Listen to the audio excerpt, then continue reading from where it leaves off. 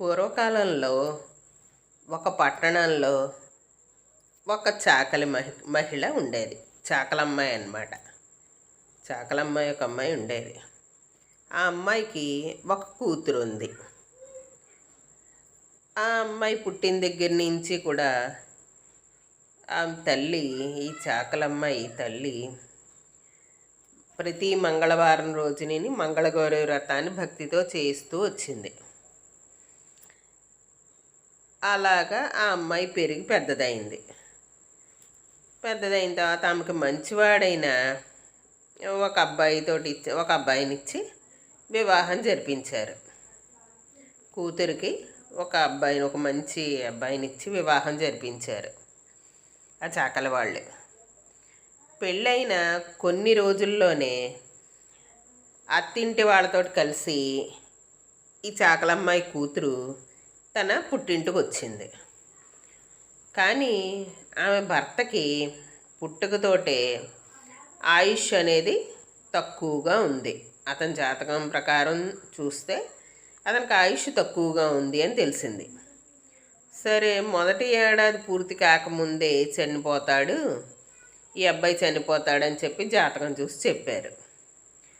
చెప్పేసరికి కానీ ఈ తల్లి చేసిన మంగళగౌరి వ్రత ప్రభావంతో ఈ అమ్మాయి భర్తకి ఏమీ కాలేదు. ఆ మంగళగౌరీదేవి భర్తని రక్షిస్తూ ఉండేది. ఓ రోజు రాత్రి ఈ అమ్మాయికి భర్త చనిపోయినట్టుగా కల్లో కనిపించాడు.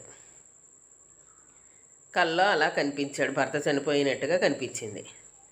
కానీ ఆ అమ్మాయి ధైర్యంగా ఉండి మంగళగౌరీదేవిని ప్రార్థించింది.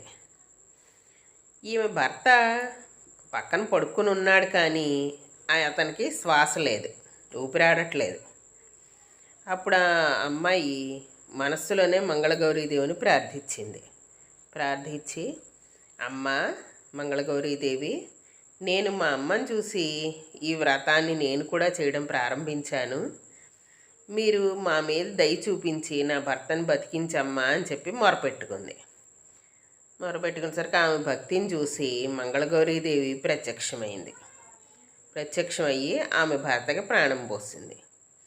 అతను కళ్ళు తెరిచి భార్యను చూసి ఆశ్చర్యపోయాడు. నన్ను మళ్ళీ బతికిచ్చావు, నువ్వు మంగళగౌరీదేవిని ప్రార్థించేసరికి ఆవిడ నాకు మళ్ళీ ఆయుర్దాయం ప్రసాదించింది అని చెప్పి అతను ఆనందంగా ఆమెతో చెప్పేసరికి మళ్ళీ ఇద్దరు జీవితాన్ని ఆనందంగా కొనసాగించారు. ఆ తర్వాత అప్పుడు ఆ అమ్మాయి ఇంక జీవితం మొత్తం అంతా కూడా ప్రతి శ్రావణ మాసంలోనూ ప్రతి మంగళవారం నాడు ఈ మంగళగౌరి వ్రతాన్ని భక్తితోటి ఆచరించేది.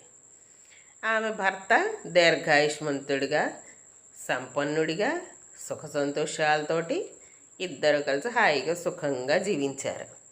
అందుకని స్త్రీ యొక్క భక్తి ఎంత శక్తివంతమో తెలుస్తోంది కదా ఈ కథ వల్ల. ఈ వ్రతాలన్నీ ఎందుకంటే భగవంతుడి యొక్క అనుగ్రహం పొందడానికి కొన్ని మార్గాలు ఇవి. మంగళగౌరీదేవి స్త్రీలకి అభయప్రదాత. మీరు వ్రతం చేసుకునే సమయంలో ఈ కథని చదివినా కూడా మీకు పూర్తి స్థాయిలో ఫలితం లభిస్తుంది. అందుకని తప్పనిసరిగా ఈ కథను వినండి.